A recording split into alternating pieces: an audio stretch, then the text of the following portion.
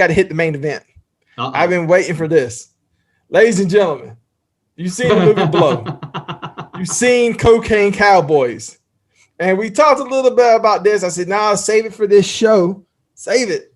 I want to hear this. I want to hear the whole story. Here it is. You can go ahead.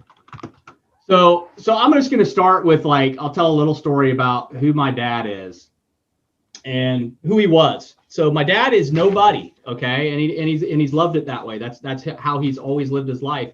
My father was born. It's a lot of mixed history and polluted history, but my father was born initially in New Jersey, and his mother had met a man. They got together, and my father came about. That man and her split up. She went back to Kittery, Maine, where she started. She met another man and took my father there, and she started an art studio, an art school that taught kids, and that was the place. The man she remarried his name was Raymond Mandeville, and he was a very, very abusive man. And my dad's real father, we still to this day have nobody even can identify who he was. We still to this day do not know who my dad's real father, my grandfather would be. We know he went back to an area of Louisiana, and that's the last we ever heard that we could trace down. So my father was raised under a stepdad. It's funny, we were talking about stepdads earlier, but my dad was raised under a stepfather who was very abusive. Ruled not just to his mom, my grandma, but to him, and to the point where he was raised under an iron fist, and he was raised to the point of being locked in basements and beaten within an inch of his life at any given time for any reason. So my dad he grew up in, just to give some perspective on why maybe he became who he became. He grew up in a very, very, very abusive childhood, to the point where when he finally reached a certain point, he moved out, and this man and him had multiple fist fights day in and day out. It was inevitable that they were always butting heads and fighting. And when he got old enough to fight back, he fought back. And at one point, my father became a real menace to the police department and some of the authorities locally in Kittery, Maine. And that story gets a little more heated a little later. But for now, my dad decided he was going to go in the Navy. And he was going to get away from this crap. He was going to take his aggressions out by going in the military, and he did. And he got in a lot of trouble before then. So a lot of people, the story was that, you hear a lot about these kids that go in the military because they got in trouble, that they had an option to go to prison or go to the military back then. And the story was that maybe that was part of what forced my dad to go in, but he never confirmed that was the reason. He wanted to go in. He went into the Navy. He was back when he went in the Navy, he was trained under what would be basically termed as Navy SEALs then. So when he went in, he did really well. He progressed very well in his military career. They immediately saw that he was one that wanted to kill. He was a fighter. My dad's legs were like pine trees. They were like big, giant tree trunks. His legs were just massive because he was just a swimmer and very strong. And he always stayed that way. His shoulders were very huge. That man was so strong, and I'll tell you another story in a minute about how strong he really was. But he ended up going in the military, and he went in. And they started training him under the Navy SEALs program, which was the early Navy SEALs program. He started learning all of the water tactics and attack and breach and stuff like that. And what happened was Vietnam, and so he went to Vietnam. He did a tour in Vietnam. They brought him back, so he was on leave from Vietnam, and then they went to send him back for combat again. And when they sent him back, they put him on a submarine. And he was not trained, out of all his training, he was not trained for submarine duty. And that is a very special situation. If you're going to be on a submarine to go across the ocean underwater for 30 days, the average human being cannot do that. Okay, it takes training. You don't just hop underwater and swim for 30 days under the ocean and it's normal. So when they left shore, he got his orders to go. They put him on the submarine. They started to leave port, and he told them, he said, "Turn this son of a bitch around. I'm not trained for this." And they said, "Absolutely not. You'll finish your shift. This is what you're here to do." And so he threw up a little bit of a stink with the captain and made a fool of himself for a minute, and they locked him up. in his room. And when his bunkmate got off of his shift, he came in there. My father killed him. He beat the man to death, and that way they had to turn the submarine around. He killed his bunkmate on the ship in order to make them turn that submarine around, because that's the only way they would turn it around, and they did. And so they brought him back and they put him in the brig, and he had a military hearing. He settled for 3 years in prison, which he did in the brig. Upon being released from prison, military prison, he got a dishonorable discharge. And so they released him. At that time, he still had all his connections from overseas. And I think if you read up on like the Cocaine Cowboys, you read up on some of the past drug-related stories from Vietnam, you hear a lot about these guys from Vietnam that had their connections that were bringing heroin in. Because they could bring it in on C-30s. They could literally bring it in with, the military knew that they were bringing in shipments of this crap. And these guys would get to the States, pass it off to their friends, and they'd go back over, do another tour, and do their thing. And so you had independent and private contractors doing this that were ex-military. My father just utilized his connections to do that, and that's exactly where he started. Is he got back to this? He did his 3 years in the brig. He got his dishonorable discharge, even though he disputed it. But he was a very smart man. So my father went back to school, and he said, "You know what? I'm going to utilize my intelligence to not just be some stupid flunky douchebag."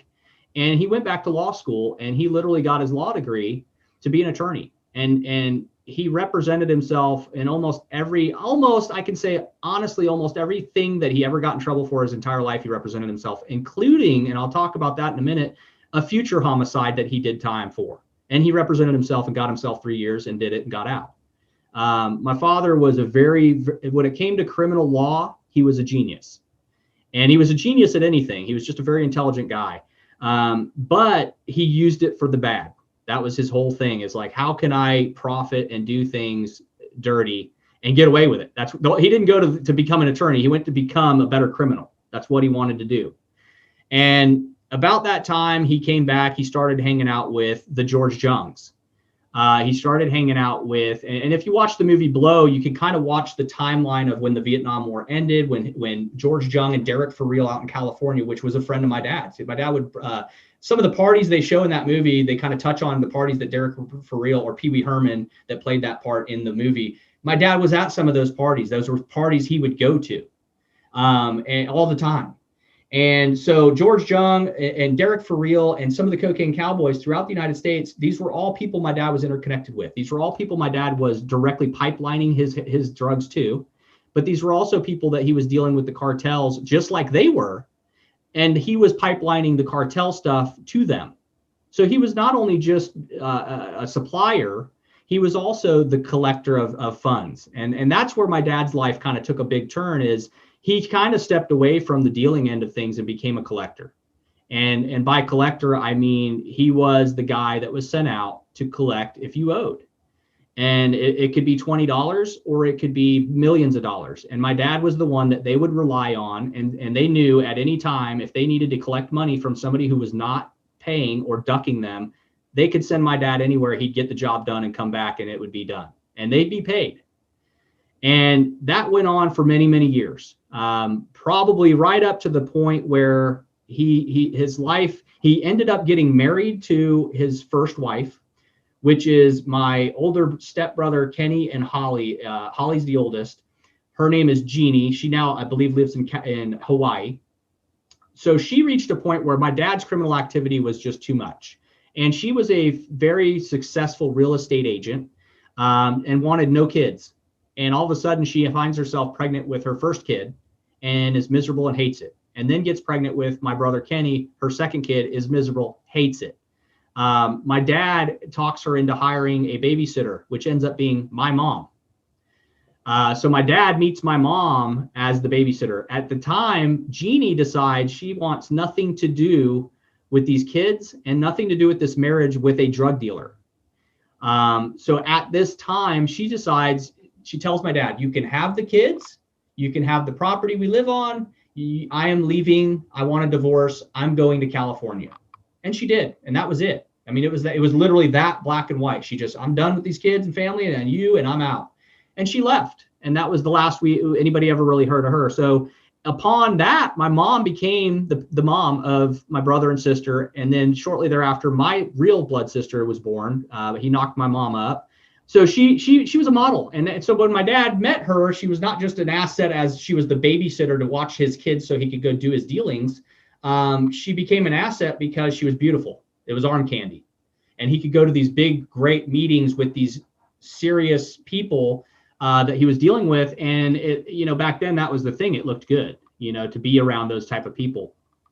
And to have good arm candy. And that's basically at the end of the day, not to, put my mom down, but that's kind of how it happened. And so in a nutshell, their life turned into dealing. My mom was a hippie, a groupie. She started getting hooked on back then. The big thing was Quaaludes. Okay. So my mom started getting to where she liked Quaaludes. My dad had Quaaludes.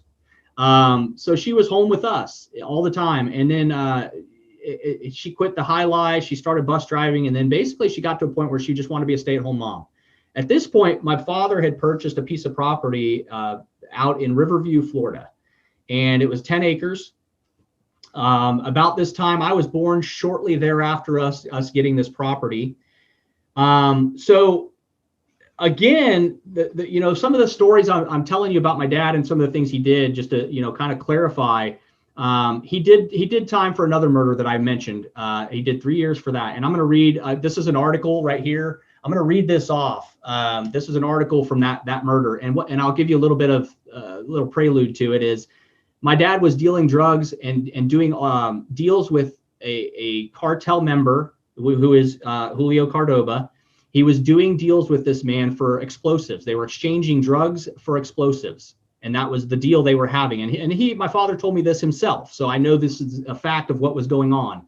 But what my father didn't realize is that the FBI was already following this man.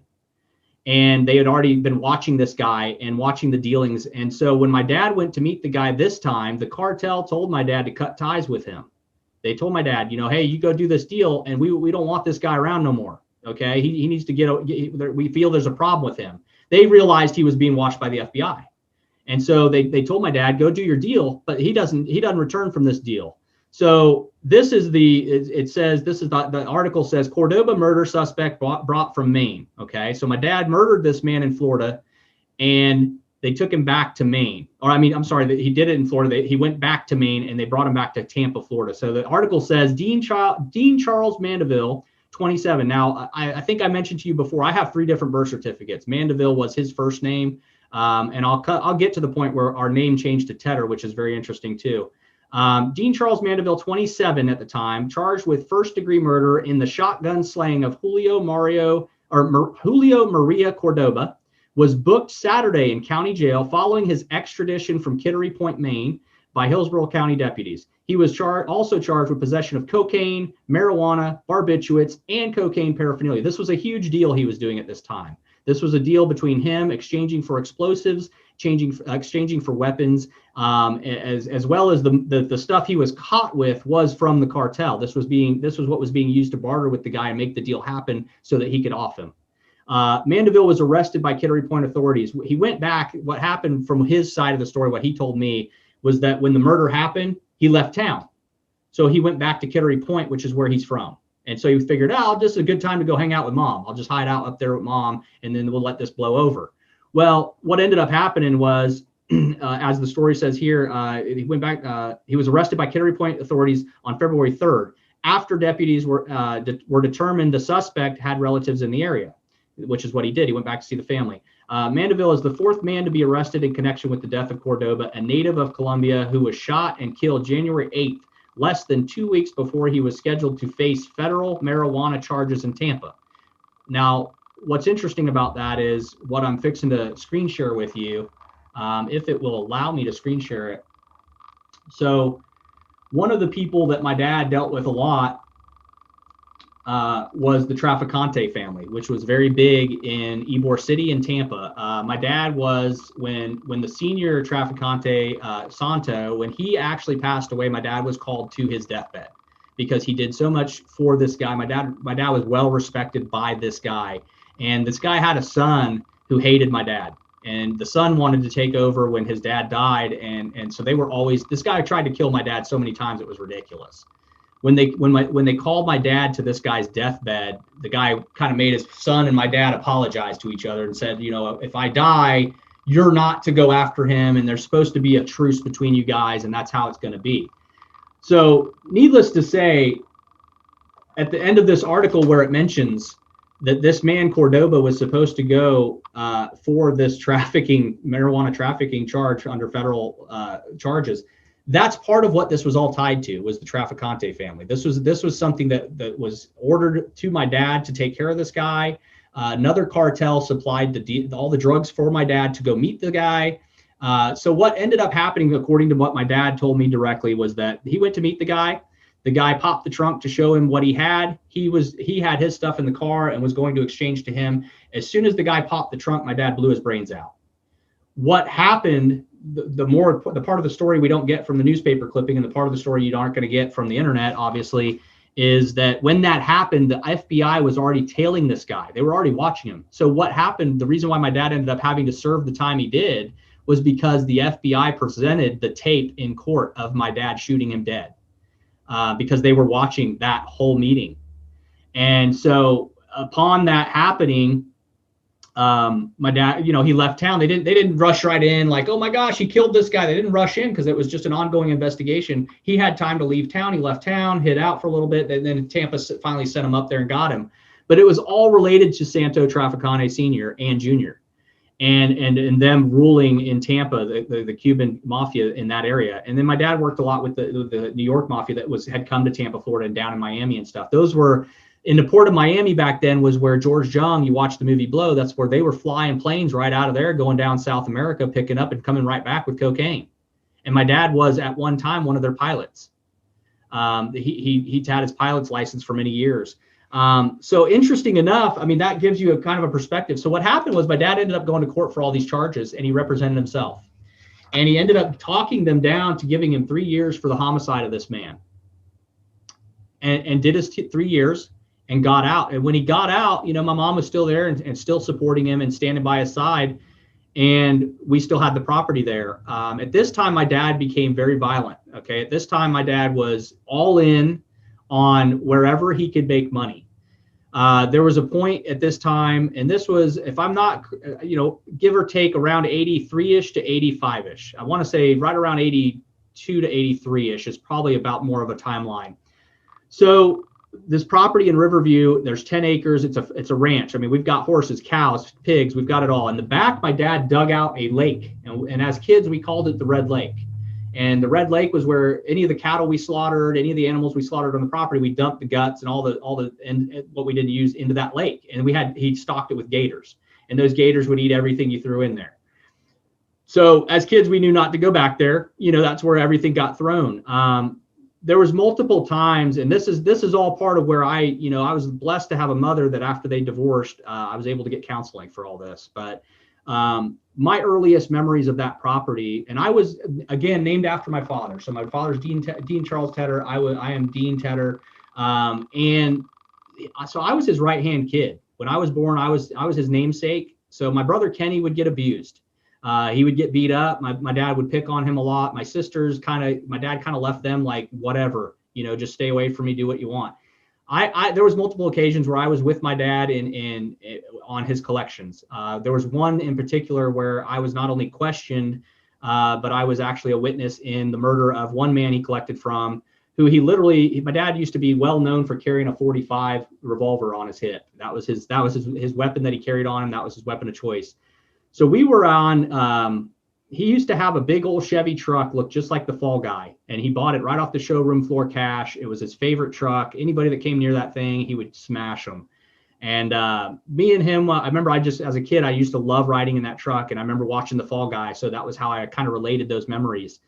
And so we went one time, he scooped me up we took off that night. We went there was a guy that owed money to somebody or him. I'm not sure who. And the guy was running from him, and we caught the guy, and he pulled the guy over. I believe it was on the side of a road, if my memory serves. It's been many years.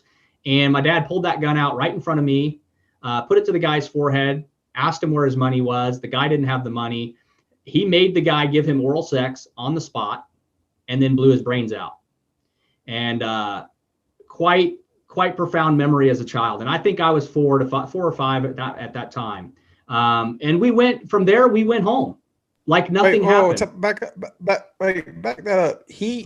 Your dad made the man give him oral sex? He forced him to give him oral sex and then blew his brains out for the money he owed that he would not pay.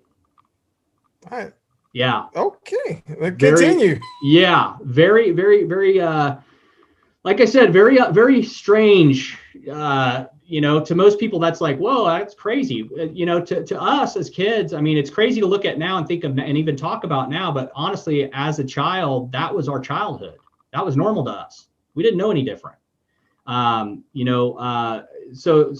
fast forwarding a little bit, a lot of the memories, my brother, like I said, Kenny was abused quite a bit. He was kind of the whipping post for my father. He would take out everything on him. I was kind of like, I could never do any wrong. But our earliest memories were, and my earliest memories, and me and my brother have talked about this. My mom's talked about this. I've had these conversations with my father before he passed. And these are my earliest memories. My mom used to have this giant station wagon, one of them old Squire with the reverse back seats, big old National Lampoon boat. And my dad would borrow that car and he'd return home. And one of the jobs that Kenny had, and I would always help with as the youngest kid, was cleaning out the stalls of the animals. And when my dad would slaughter and dress out animals, we'd clean up in these big giant metal cans and we'd go dump them in the Red Lake. And my earliest memories was me and my brother cleaning out my mom's station wagon with body parts and arms and legs and guts. And then we'd have to hose it out. We'd have to he'd always have the back seat pulled out. We'd hose out the back. If you remember those old station wagons, they had that third back seat. You could pull it out and it just made an empty tub back there, kind of like a bathtub. And my dad would come home with bodies, and that was what we just clean them out. We'd toss them. I remember as a kid, and I remember speaking with my counselor. And my counselor, at one point, my counselor ended the session that day, and walked out of the room. But one of the memories that always stuck with me to this day is I remember as kids, because this was so normal to us. I remember me and my brother pulling the body parts out of the station wagon and putting them in the can. And you have a leg standing up, you have an arm standing out of a can. You have the guts, you're kind of trying with your hands, you're kind of scooping into the can, making a mess everywhere. But I remember there as kids, and it seems just insane and very sick. As kids, I remember us playing with the arms. I remember us pulling out an arm and pulling the tendons and making it move and thinking it was funny, like, haha, look at this arm and the hands moving. And those were my early memories. This was me as a 5-year-old kid, what I was living through at that moment. My brother to this day, he never really went through counseling. I think they had a few years a little bit further on in the story. They kind of after the divorce and separation, they had an opportunity to go through some counseling, but never really got the help they needed. So needless to say, this was the life we had at this time. Okay.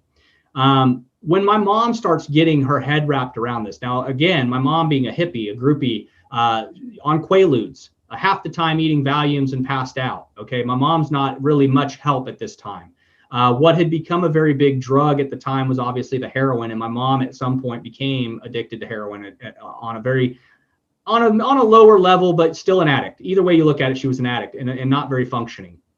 At this point, it was me, it was Holly, Kenny, my sister Tiffany, myself.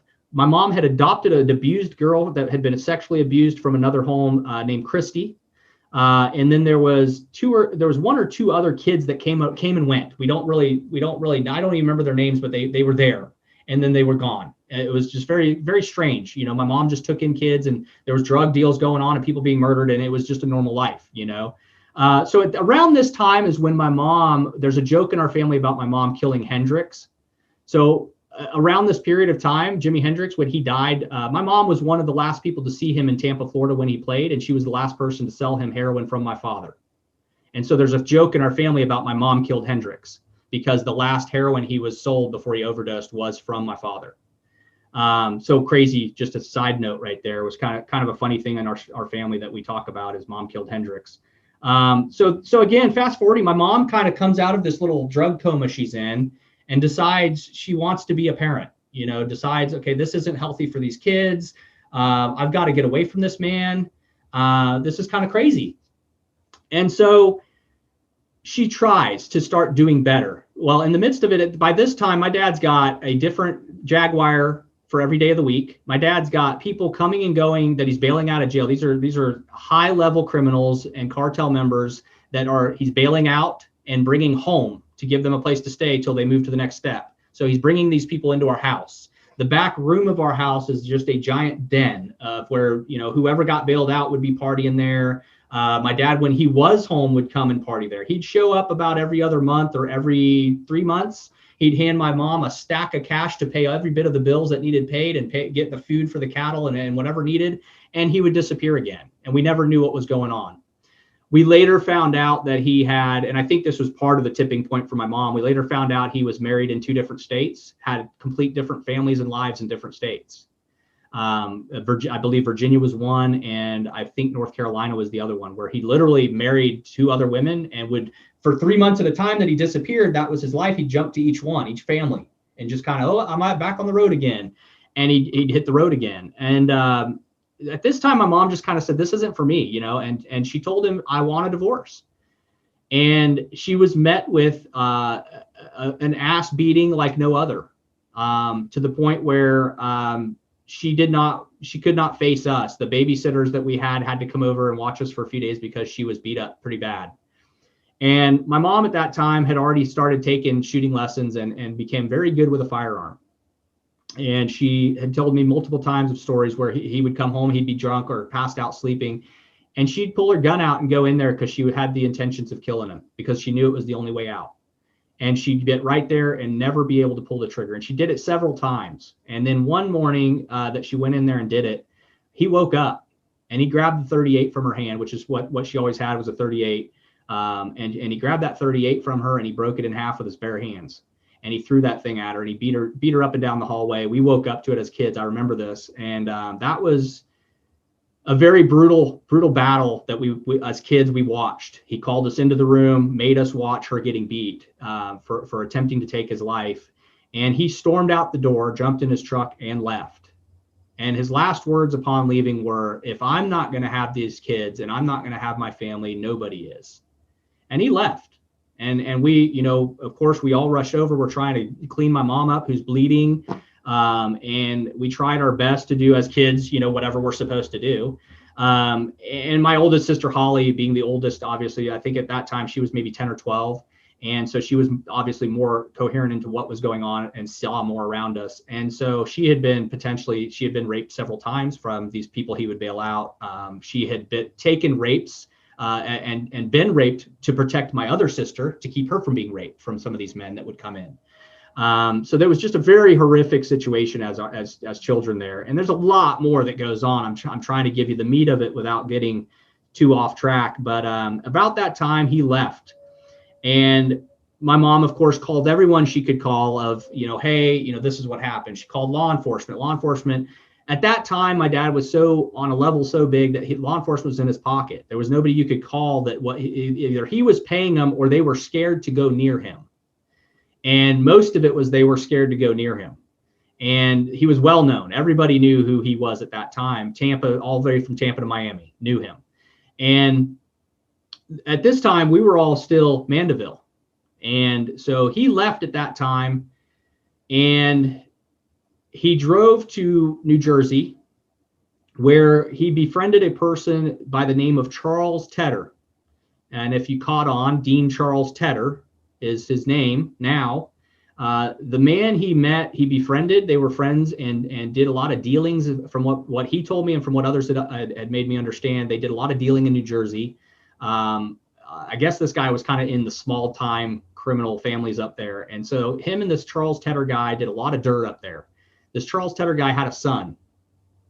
My father ended up killing this man, and he ended up killing his son. And upon doing that, had returned back to Florida. And at that time was when we had a name change. Everybody in the family got a name change to Tedder. And so he became Dean Charles Tedder. We all became Tedders. And that was just a normal thing. No big deal. We're just changing our name, folks. He came back. My mom told him, you're not allowed here. She had been talking to the owner of the property. The owner of the property they were trying to work a deal where they could get the property out from under my dad and give it to my mom. And so at that time, my dad came back with one of his friends, and my mom handed him the divorce papers. And when he came back with his friends, my oldest sister saw my dad and a friend running from the house and jump in a car and leave. And she ran in and told my mother, and my mom and her came out, looked under the house, and my dad had planted a bomb under the house that was active. And my mom immediately ran in, got all of us kids, rushed us out of the house, called the police. Fortunately, the bomb did not go off. But the police got there, bomb squad got there, they found the bomb. They immediately put a warrant for his arrest. He disappeared. They could not find him. My dad was one of these people, if he wanted to disappear, you couldn't find him. If he wanted to find you, he could find you anywhere. And so he went on the run, and they finally caught up to him and questioned him. And he said, it wasn't me. You're mistaken. My daughter was mistaken. It wasn't me that ran from the house. Even though we knew it was him and this other guy, Jesse Massaro, which was one of his running buddies that they ran with. So they released him. Upon releasing him, he goes straight back to the house. My mom's at work. There's a babysitter there watching us. He takes us all. He kidnaps all of us kids. At this point, he's got another relationship going with another lady who has a daughter named April. So he kidnaps us all, takes us with them. He's on the run. My mom is working 2 jobs just to kind of keep the property. She's working 2 jobs to try to keep attorneys paid for. She's trying her best to just do what she can to get custody of us from him and get the divorce finalized. But in order to do so, she has to get him served. And because he kidnapped us, she's now trying to track us down and get custody with the police. So every time she's off work, my mother is literally tracking my father down with the ways that he showed her he would track people. So she was able to several times make contact with, we would be playing in a yard where we were hiding out. My mother would park down the street, find us, and kind of from the bushes wave at us and let us know, hey, I'm here. I'm going to get you, but now's not the time. And she'd call the police. And by the time she'd call the police, my dad had already moved us into the next house and moved us again. And he'd do that about every 30 days, he'd move us. And so this went on for about, I believe, a 3 to 6 month period of time. This kidnapping took place. And finally, at the last point of it is she found where he was residing. And this was in, I believe, Bradenton. This was on the beach. It was a house on the beach in Bradenton. This is the last place we were hiding out before this all occurred. So she calls the police before heading there. And so they end up meeting her there. And so the timing is just perfect. And my dad, they immediately get on the bullhorn. They say, look, we know you're in there. Send the kids out. Please end this peacefully. My father lines us all up in front of the front window and tells them, you'll never take me alive. And he starts shooting at them. And his goal was to use us as human shields and get us all killed and end it just like that. Unfortunately, it was a full shootout. The police started shooting back. He kept shooting until he ran out of ammo. And that's how it all stopped, is we literally were stood in front of the window with bullets flying around us. And he ran out of ammo. And that's when the police rushed the house and got custody of him and got us out of there. From that point on, it was several police officers stepped to my mom and said, look, there's nobody you can trust in the police force. There's nobody you're going to trust to keep this man away from you when he bails out. So your best bet is witness protection. And so my mom decides to do witness protection. That lasted about not even a week. My mom said, I can't do this. This is retarded. We're not going to do this. So they had moved us to a remote location. We stayed there for a week. My mom said, enough's enough. I'm going to live my life. I'm not going to have my kids live like this. And so she just said, I'm done. So we went back to her, her just trying to do a normal life thing. And so the police officers tell her before the divorce is, it's going through proceedings. He's still going to court for criminal charges for kidnapping. And at this time, the police are telling her, look, there's only one way away from this man. And they said, she had one officer in particular, which was, I believe he was a lieutenant. If I remember her telling me the story correctly, he was a lieutenant. And he goes, we've been after this man for a long time. And the only way you're going to live through this and your kids are going to get away from this man is if somebody takes him out. And so we're offering to take this man out. We need him off the table because he is such a big influence with the cartels and the drug dealing in the area. And my mom, she thought about it, and the guy, she looked the guy in the eye and she just said, I can't do it. I can't know that I had a part in murdering my kid's father, no matter how bad he is. And she turned the guy down. And they went back into court later that day, and the divorce got finalized. And they still had my father in custody at this time. And he yelled right in the courtroom, there's nowhere you can go where I can't get you. I'll find my kids. And they told my mother, the best thing for you to do is move as far away from this place as you can. And so the divorce was finalized. My mother sold the property back to the old man for what equity he paid her, for what equity she had into it, which was just nice of him to do. And we ended up moving from Florida to Oregon. In the midst of all of this, my father had a major breakdown, worse than before, very violent. Two other wives after my mother that he met while we were gone in Oregon, he murdered. They're no longer alive. Never got caught, never did time for it. Admitted to doing it, just never served the time for it. A lot of shady stuff went on. But in the meantime of all of this, many years go by. So we move away I'm about 5, almost 6, and then I moved back to Florida at about 15, and I want to know who my dad is. I get to know, find out who he is, go reunite and just see if he's changed any. He changed a little bit, but he was still the same man, still the same criminal, just a little bit better and kept a better poker face about it. So at this time, my mom being basically the only wife of his that was alive, that besides Jeannie, which she just kind of got out of things at the right time and didn't know anything. So my dad didn't mind her. But my mom, he knew, witnessed. My mom was part of dumping bodies with him. My mom was she knew locations where he would dump, as well as the property we had. And so there came a point when we moved back to Florida where some private investigators from New Jersey reached out to my mom, and the family of Charles Tedder and the grandson, or his son, they hired private detectives to find out what happened to their son and the parents and some of the siblings, and wanted to know what happened to the son and the grandchild. And the only connection they had was the last time he was seen was by my father. And there was a connection in New Jersey that somebody that knew him said it. We've been looking, we know where he is, but we don't want to confront him. And I guess over the years, one of the private detectives did confront him, and he blew him off, said, whatever, I don't know what you're talking about. You got the wrong person.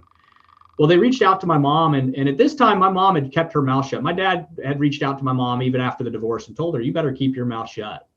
I can find you anywhere. And she did. She became a single mom. She raised us. She kept her head up. We moved every year. Every single year we had to change addresses. That was just my mom's way of staying ahead of him. And so these people came and sat down with my mom and me, and they asked about, where was this property? Because the story was he murdered Charles up in New Jersey and the kid, and brought the kid back to Florida, and that's where he dumped the body. And so my mom said she's pretty sure at that time frame the place that he would have dumped the body was at the Red Lake on our property. So the idea was that they wanted to come down and find where the body was. If they could find the body, they could then get a conviction. And so they would come down and take my mom, and I went one time with her to go look for the property. And of course, if you're in Riverview, Florida now, and you look at it from what it was then, it used to be all woods and orange groves, and that was it. Now, in the neighborhood, there's literally a subdivision built over where our farm used to be, even over the lake. And so there, you can't, basically, my mom would have to identify a tree or something in the subdivision that would give them the legal right to have the state dig up and tear it apart. And so that's what they kept. Every year for a while, they would come down, pick my mom up, and take her to Riverview, and they'd drive around, hoping to find even a tree that looked familiar.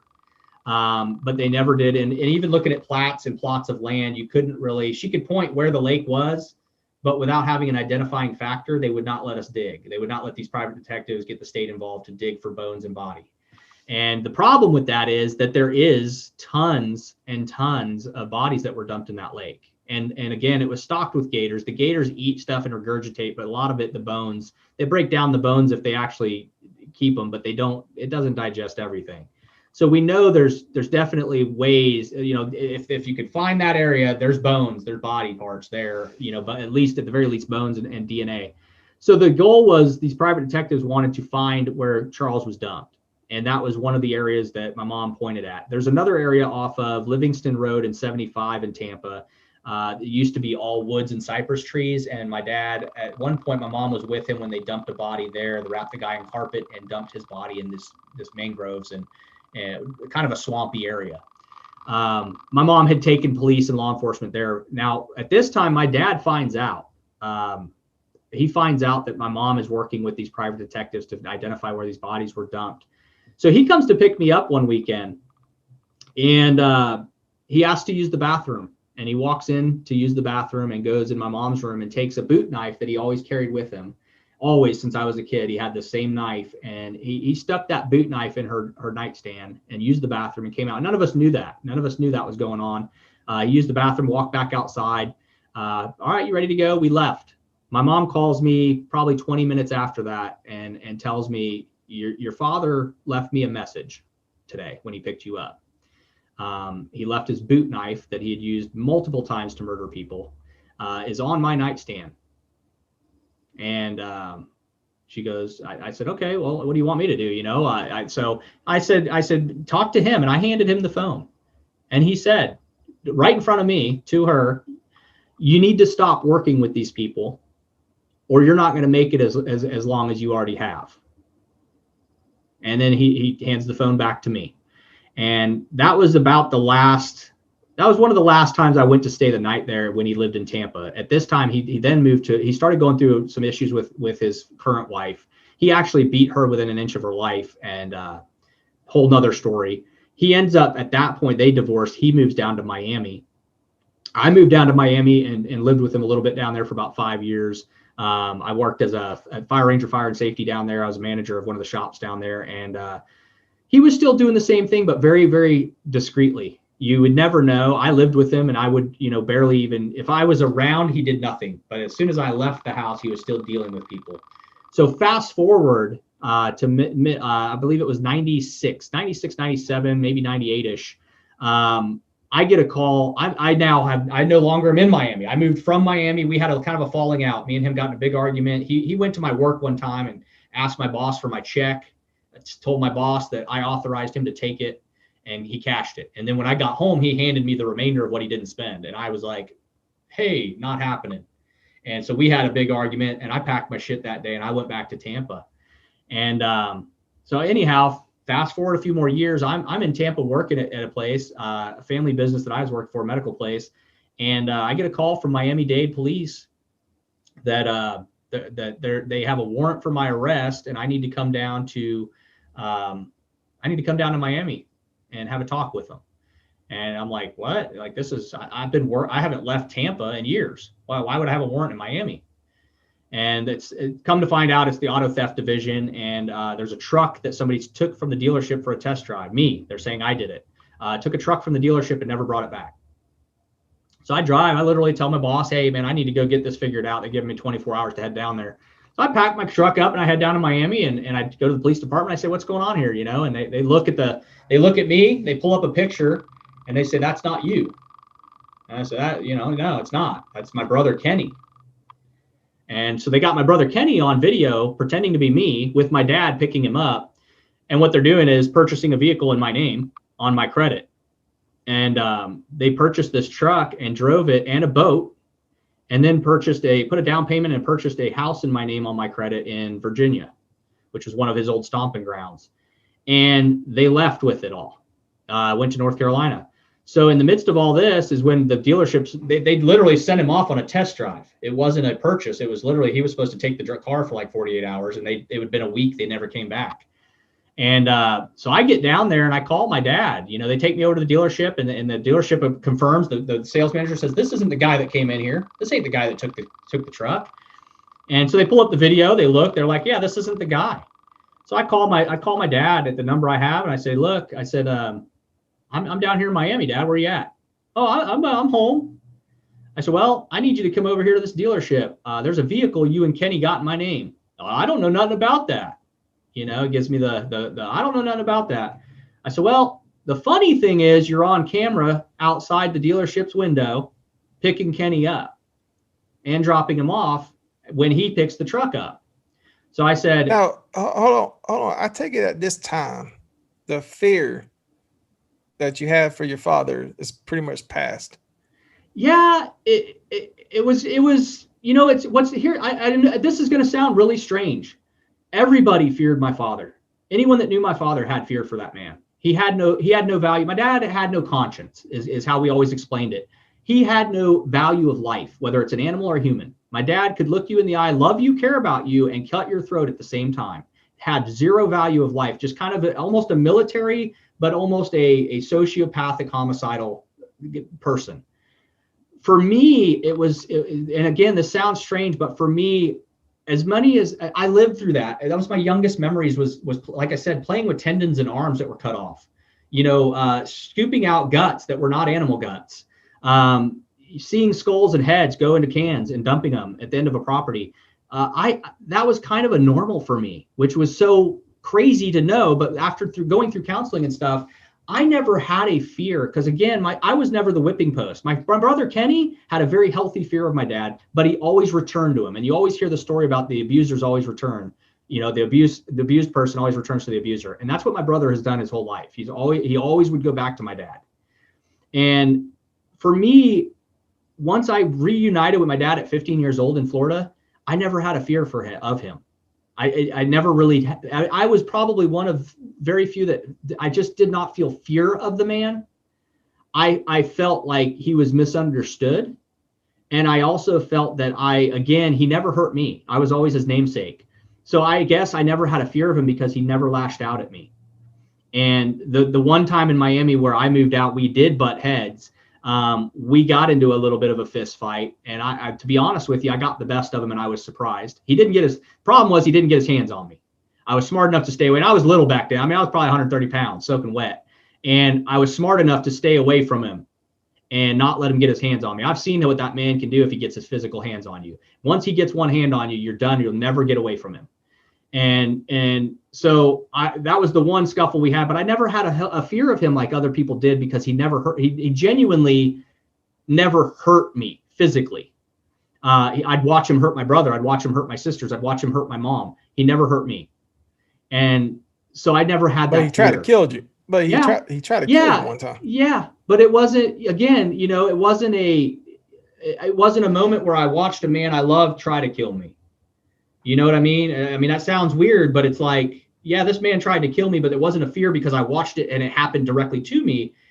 I was put into the middle of it, but didn't really know what was going on because I was so little. Kind of weird how to contemplate through those feelings. It really is. But anyhow, long story short, Miami PD says, hey, I call and I say, you guys need to get that truck back here immediately. Within 10, 15 minutes, the truck ends up getting dropped off and somebody jumps in another car and runs away at the body shop around the corner from the place and at the dealership. And so the sales manager, they go inspect the vehicle, come back with the police, and they say, we're not pressing charges because we got it back and we can fix all the damage they did to the truck. They cut holes in it. There were cigarette burns everywhere. This was a brand new showroom truck. But the sales manager said, we can fix it and we can sell it. We'll take a loss, but we're not going to press charges. So there was nothing they could do. And so what ended up happening is all of this stuff went on my credit. The damage from the truck, all this stuff went on my credit. Even though they were fixing it and reselling it and all this, they wouldn't remove it. I made the police report with Miami-Dade. The house up in Virginia came up later. So what happened is I did a credit check after this. And then that's when I find that my credit's been ran in Virginia and there's a house I own. Then I find out there's a boat dealership in Miami where I apparently bought a bass boat. And it's nowhere to be found. And so then I called my dad back and I confront him with it. And I said, look, I'm sitting here at my stepmom's house, his ex-wife. And I said, I'm sitting over here at Janie's house. I'm looking up my credit and there's all these things on my credit. And it's obvious that you had Kenny do these things, but you were part of it. So you're just as guilty as him. And the problem with it is the boat never came about. We could, he destroyed that evidence. There was no boat to be found. The house, they just walked away from. And so because they walked away from it, it was just bad credit on me. and the credit companies didn't care back then. They were like, whatever, your name's on it. I tried going up there to prove, hey, is this the guy you sold the house to? They didn't care. They're like, well, your credit's ran. This is how the bank sees it. And so I fought with that. I ended up having bad credit. It was to the tune of about $74,000 they racked up on my credit. Totally Dillard's credit cards, you name the credit card they could get, they had it. Because at that time I had great credit. I was a working kid. And so needless to say, that's when we and my dad had a real falling out. And I told him from that point on, I said, if you ever so much as come to Tampa, and I told my brother the same conversation. I told him the same thing. I said, from this point on, we are not blood. We have nothing to bond with here. And from this point on, if I ever see if either one of you come through Tampa, Florida, ever, I said, if you're driving to North Carolina, if you're driving to Maine, if you're driving to Jersey, I don't care where you're going. If you drive through Tampa, Florida, you better call me first, because if I see you at a red light, I'll kill you. And I meant it. And I was that hurt. I was that pissed. I was irate. And coming from my background and that type of a childhood and the way I was as a teenager, I meant it. If I would have saw one of them, I was that emotionally distraught at that moment, I probably would have yanked him out of a car and killed him in an intersection.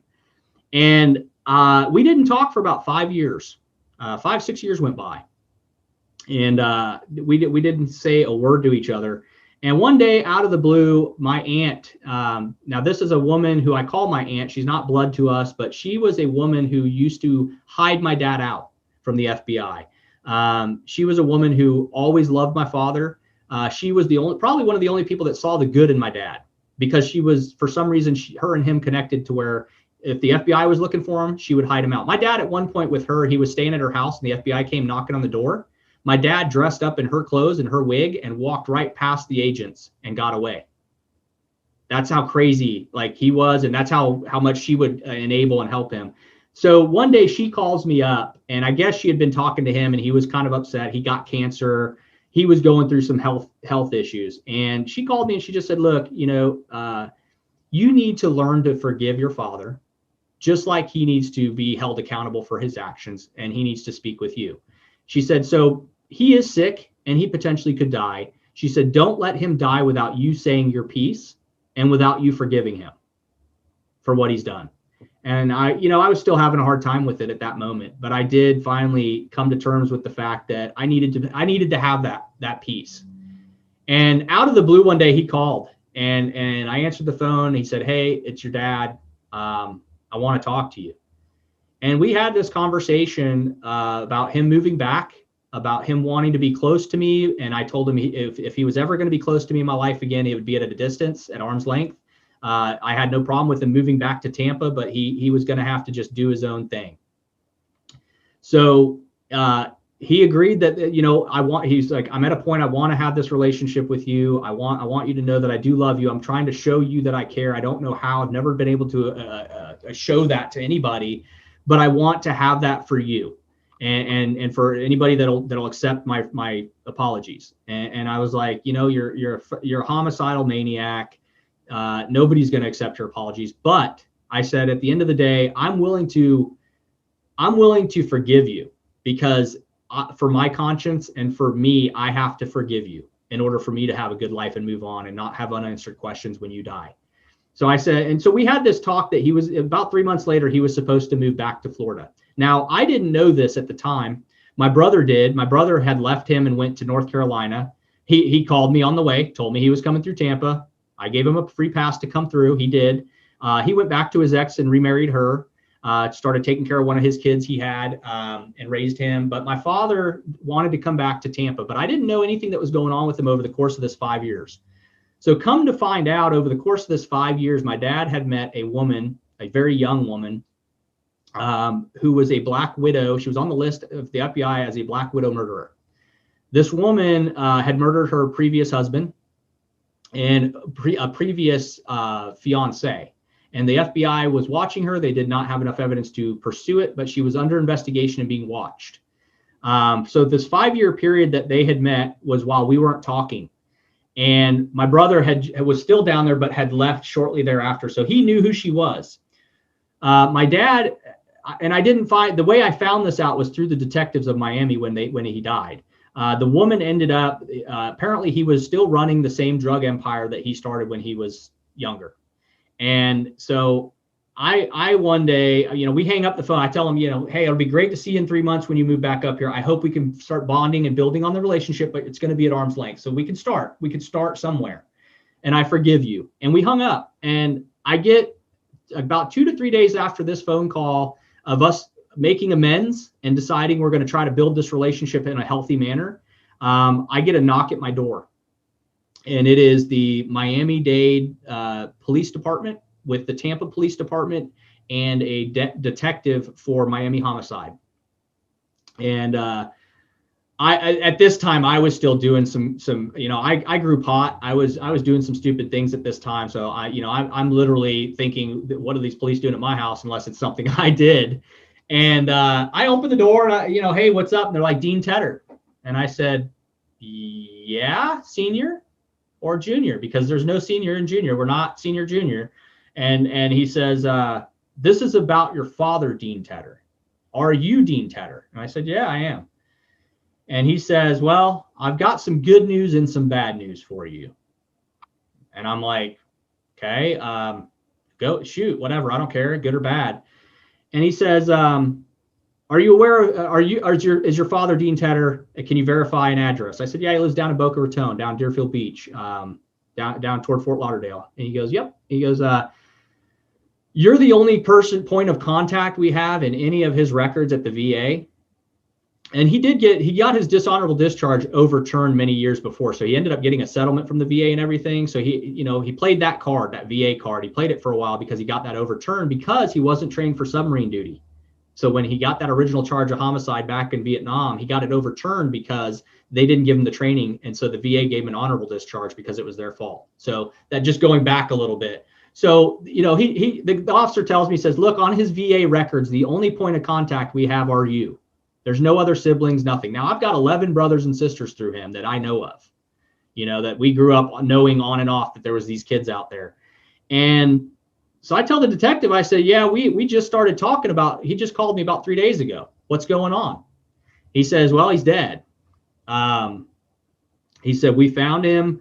A neighbor found him deceased. And it appears to be what would be considered an accidental overdose, but it's not an accidental overdose. He was murdered. And I said, well, surprising, but not surprising. I said, I'm not a big fan of the karma rule, but I said, that man's done a lot of bad stuff in his life. And I said, so it doesn't surprise me. His way of going out of this world was being murdered. And the officer said, well, he's kind of stepped back and was like, well, that's kind of crazy.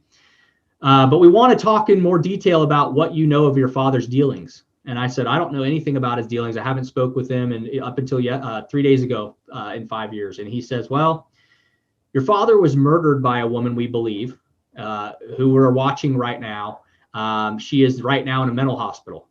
This woman has murdered her previous husband and murdered a previous fiance. We believe she also murdered your father. And I'm like, wow. Okay. And again, I didn't know any of this. I hadn't spoken to my brother, so I didn't know what was going on. I didn't even know he had a new woman in his life or nothing.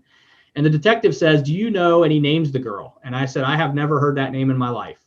He said, well, they've been together for quite a few years now. Did you know your dad is still dealing drugs?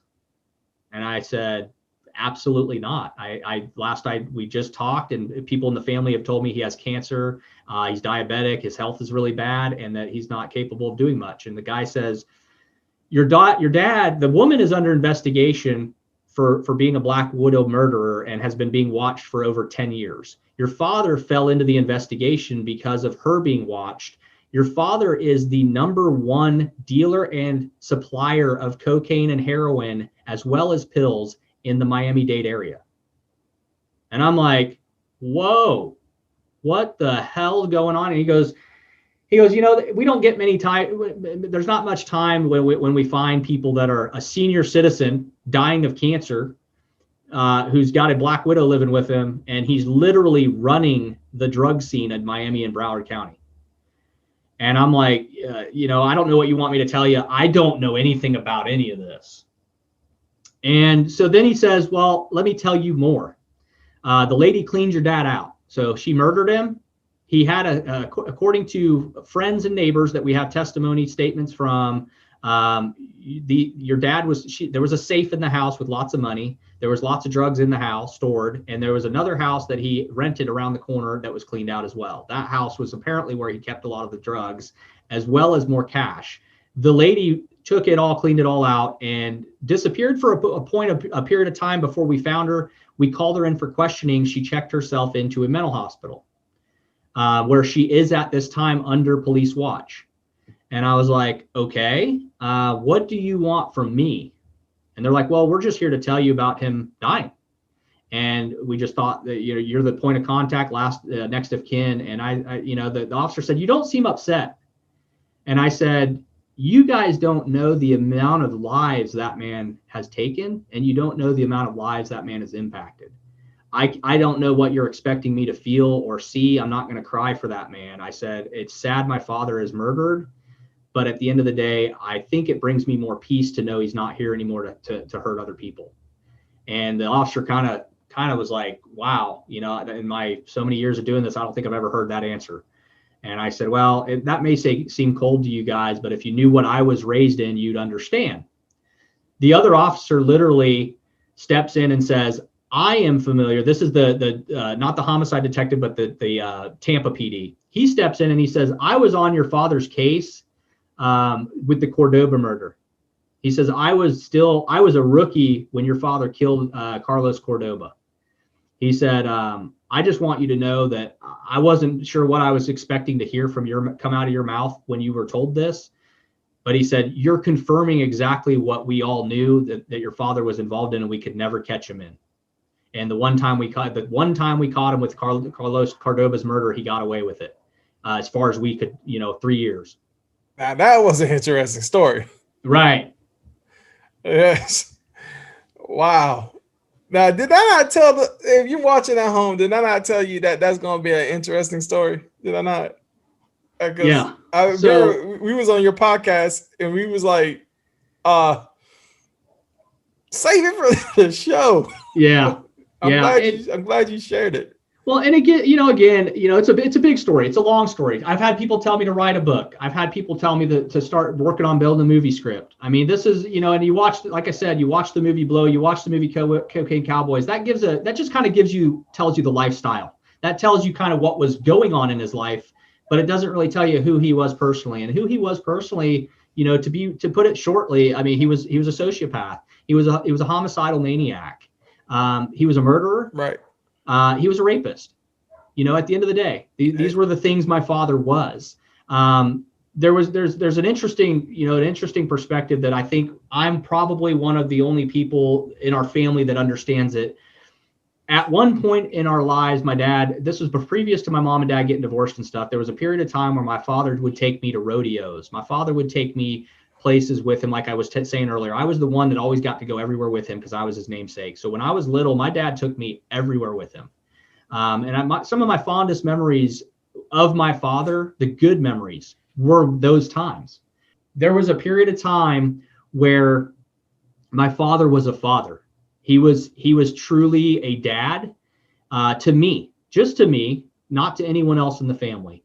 But there was a period of time where the memories I have of this homicidal, crazy maniac, he was an actual father to me.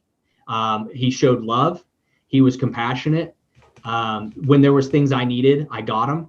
And when I was older, there was a glimpse of that. When I went to reunite with him at 15, there was a glimpse of this. So in the midst of this murderous human being who was just a sick, insane person who had no value of life, when I was 15 and reunited with him, I sat down. When I reunited with him, I was very real. I was a teenager and I wanted to know why my dad was not present. I wanted to know where he was my whole life.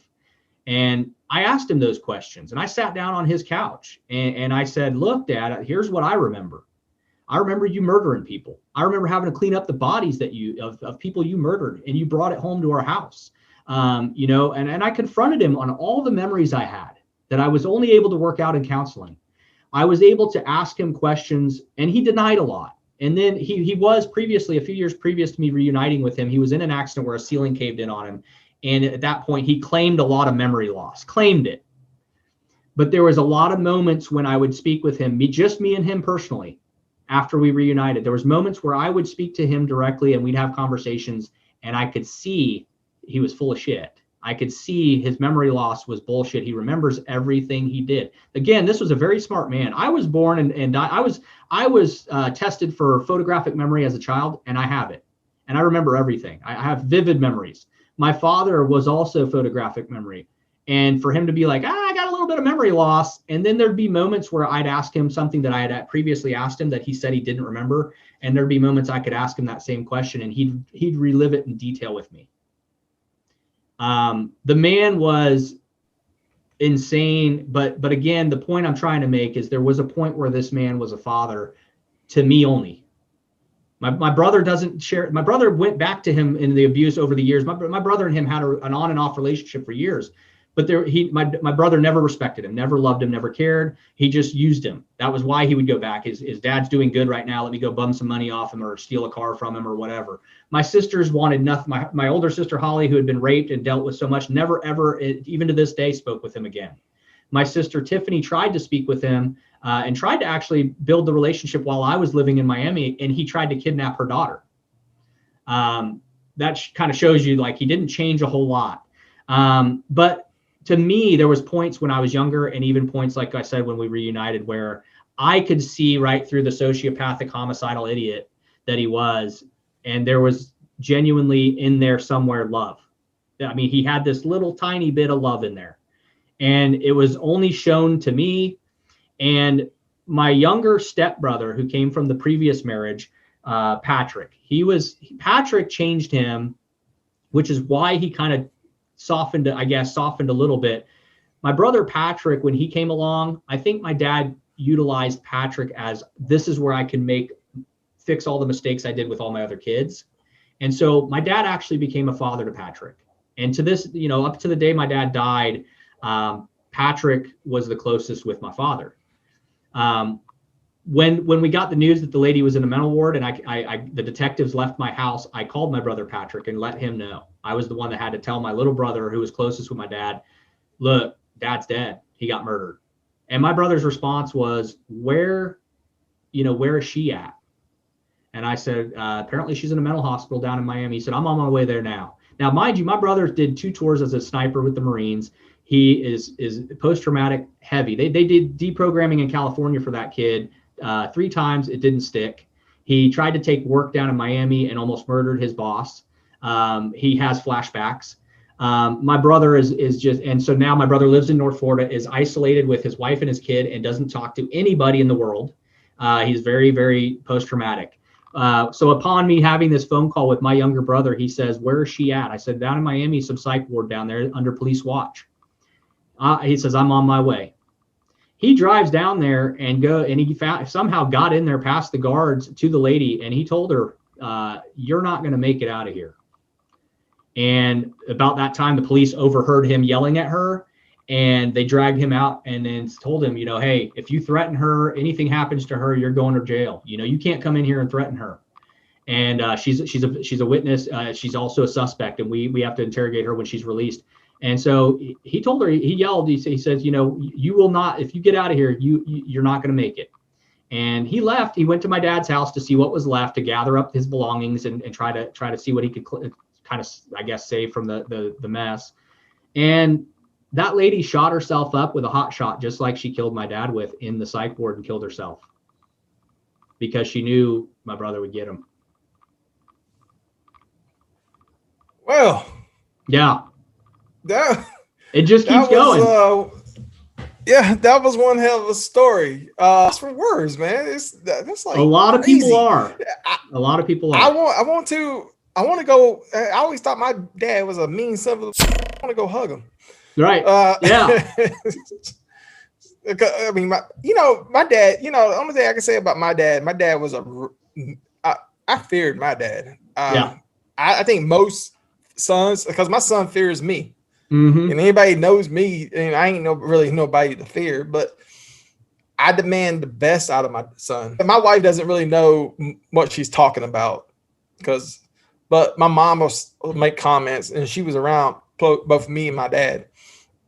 Yeah, you remind me so much of your father. See, my wife will just say it just to get under my skin, but she didn't see a lot of stuff. Right. Like I'm personally ain't gonna get into the stuff, but my father wasn't exactly the loving father figure. I would never go to, like, I would go to my father if I'm down and out, but I'm not expecting a hug. Right. Yeah. He's like, hey, he'll give you the wrong advice. Yep. Hey, you need to just take that. You need to take that berry right down into your gut. And hey, look, I suffer from anxiety attack. I'm to the point to my blood pressure would shoot up to stroke level, like 240 to like 190. So that's how good that advice got me. So with that said, everybody has their personal problems with their family, and you definitely got some personal problems with your family. But you know what? That still doesn't take away what the man that you have become. I am humbly honored to call you a friend. I got your phone number. Yep. I know I'm staying in touch. I don't know about you. You may get to the point where you're like, no. Hey man, we ain't that damn close. No. I realize, like, once I say you're a friend of mine, you're a friend for life. And a lot of people who I say, like, hey, you're my friend, they're like, hey, how did you get my number? It's like, man, hey, I think you cool, dude. I don't know what to tell you. But with that said, anything two-party podcast, I know we hit it on the floor. What do we got coming up?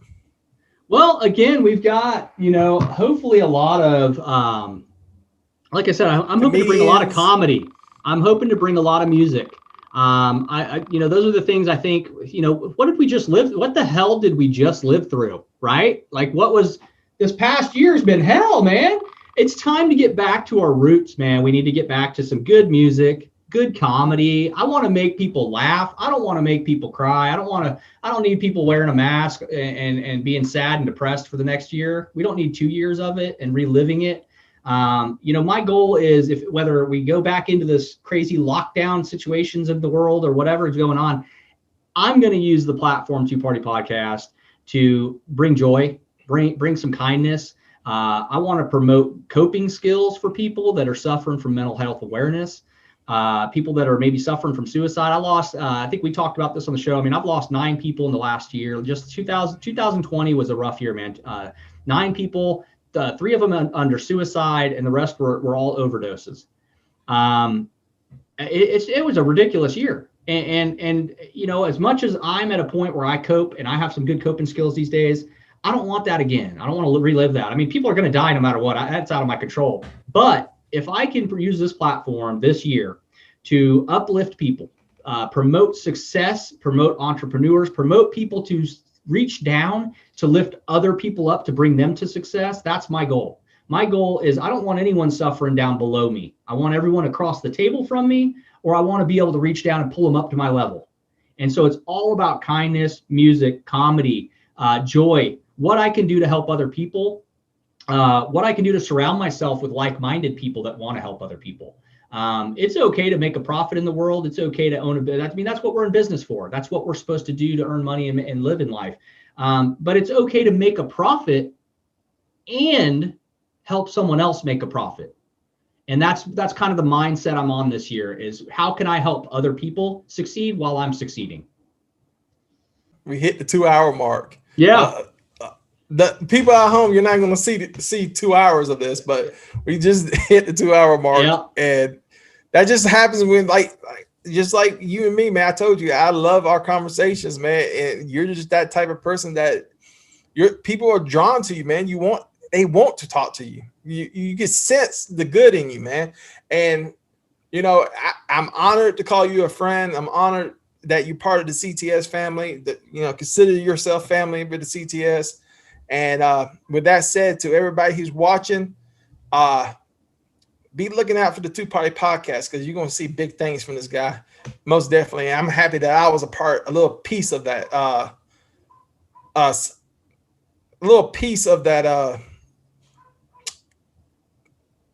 I guess, what would I call it? Or the piece. Hey, you own your own category of Two Party Podcast. You own your own category. I'm happy that I was a piece of that history of the Two Party Podcast, and since I do own my own category, I'm number one in my category. That's it. With that said, everybody else, this is Dean Tather, Two Party Podcast. Check it out. I'm Joey, CTS. Dean, stay online. Everybody else, see you next Sunday. Thank you for having me.